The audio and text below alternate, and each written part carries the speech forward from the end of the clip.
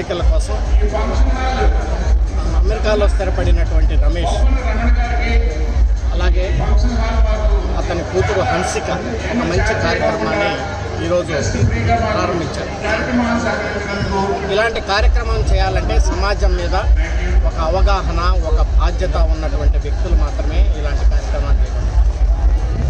ఈరోజు వాళ్ళు బాగా ఆర్థికంగా స్థిరపడి సొంత గ్రామానికి అలాగే ఈ ప్రాంతానికి ఏదో ఒకటి చేయాలనేటువంటి ఉద్దేశంతో